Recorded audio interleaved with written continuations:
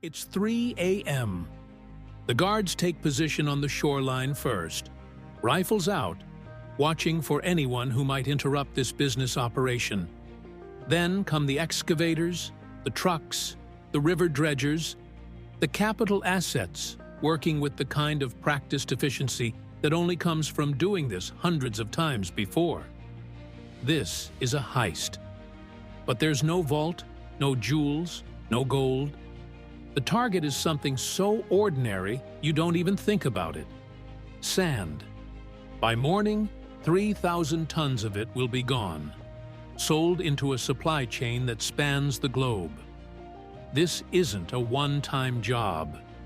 It happens almost every night, somewhere in the world. And the people running this operation aren't small-timers. In Mexico, Colombia, and Brazil, actual drug cartels have moved into this business because sand, ton for ton, is far more profitable to move illegally than people realize and far less risky than cocaine. In India, sand mafias bribe police, run armed convoys, and have killed journalists who tried to report what was happening. This is a global commodity trade worth almost $800 billion a year. And almost nobody knows it exists. So why is sand this valuable? Here's the twist. The legal sand industry is worth somewhere around $150 billion a year by conservative estimates.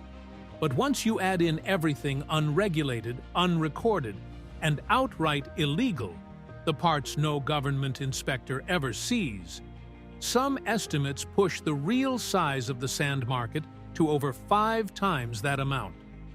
That gap isn't a rounding error. It's an entire shadow economy hiding inside the difference between the official number and the real one. Economists have a term for it: a black market premium, the extra price a resource commands specifically because it's risky and illegal to move. And the reason that premium exists comes down to one simple, almost absurd fact.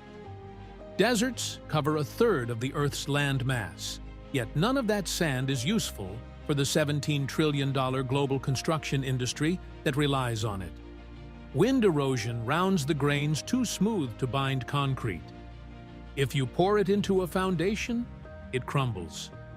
You need angular, rough sand, the kind only formed by water erosion in rivers, lakes, and coastlines.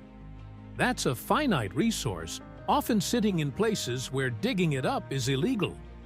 And the world needs 15 billion tons of it every year. That single mismatch, useless sand everywhere, useful sand harder to access, is the entire reason this black market exists. Here's what you're probably not tracking. An average house needs about 200 tons of sand. A hospital needs roughly 3,000. A single kilometer of highway needs 30,000. Humanity now consumes more sand per year than any raw material on Earth except water and gravel. And demand isn't slowing down. Global sand consumption has roughly quintupled over the past 50 years, creating one of the most underappreciated resource crunches of the century. Most people have never even heard the phrase sand shortage, but economists have. This is the part where basic supply and demand stops being a boring textbook concept and starts explaining real, violent behavior. When a resource is finite, geographically concentrated, and impossible to substitute, you don't just get high prices, you get monopolistic control, smuggling networks, and armed enforcement. It's the exact same incentive structure that drives the illegal drug trade, just applied to something you would never expect to be worth fighting over. So who's actually running this?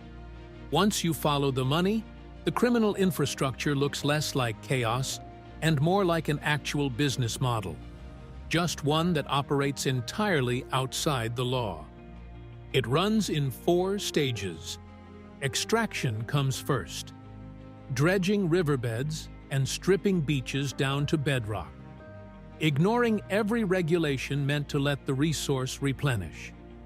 Armed enforcement comes next, Hired gangs guard the extraction sites and escort the trucks, fighting off rival cartels and local communities trying to defend their own land. Then bribery, which might be the most important piece of the whole supply chain.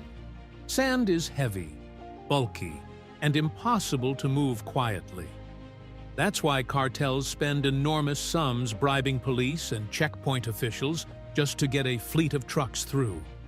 In some regions, this isn't a one-time payoff either. It's closer to a subscription, a standing monthly arrangement with local officials that effectively makes the smuggling route a permanent fixture of the local economy, as normal and unremarkable to everyone involved as a toll road. And running underneath all of it, violence. Journalists, environmental activists, and police officers who investigate illegal sand mining are routinely threatened, attacked, or killed. This isn't an occasional headline. In some regions, reporting on sand mining has become one of the more dangerous beats in journalism. The scale just depends on capital, which makes this oddly similar to a legitimate industry. Small operations, a handful of excavators, a convoy of 10 to 15 trucks, each hauling 15 to 30 tons, can clear 50 to 300 tons off a riverbank before sunrise.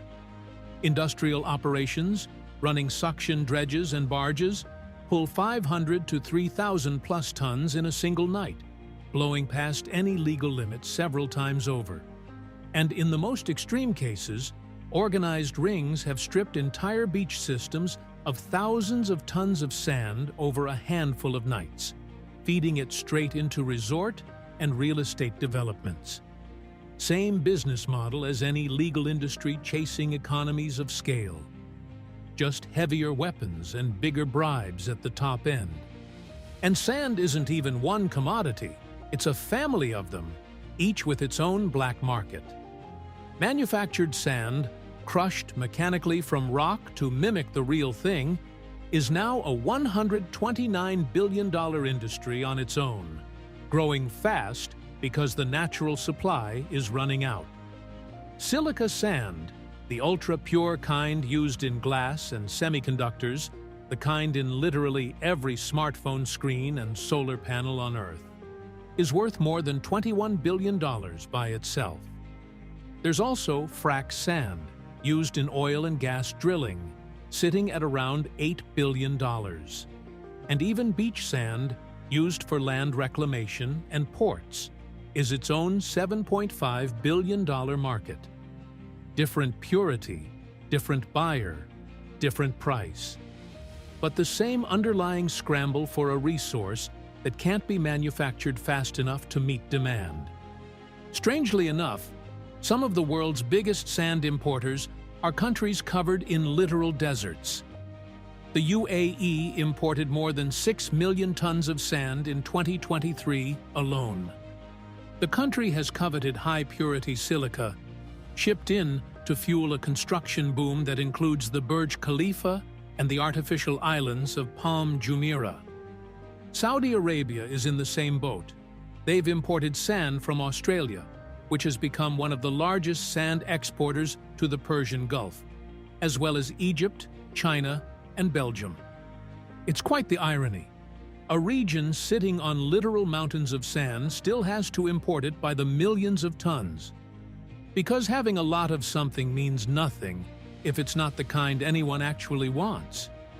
Comparative advantage isn't about volume. It's about whether you have the specific grain the market is willing to pay for. So, what's actually wrong with desert sand? Thousands of years of wind erosion grind the grains into smooth, round shapes, closer to microscopic ball bearings than tangible construction material. Pour concrete with it, and the grains slide past each other instead of locking together. The result doesn't hold weight. Basically, it crumbles. There are nascent efforts to chemically treat desert sand to make it usable for construction, but those projects are nowhere near commercial scale yet. They're still confined to research papers and small pilot sites, not actual concrete trucks. For now, desert sand is functionally worthless at a global level. no matter how much of it exists, and no matter how many countries are sitting right on top of it. This shows up wherever demand outpaces legal supply. In India, sand mafias are among the most entrenched and well-capitalized criminal networks in the country, plundering riverbeds and beaches with armed enforcers, bribing officials at every level, and silencing anyone who interferes, sometimes permanently. Across the Mekong Delta in Vietnam and Cambodia, large-scale illegal dredging has triggered riverbank collapses and saltwater intrusion into farmland. Entire communities sinking as the ground underneath them is hollowed out and sold, often without the people living there ever being compensated or even warned.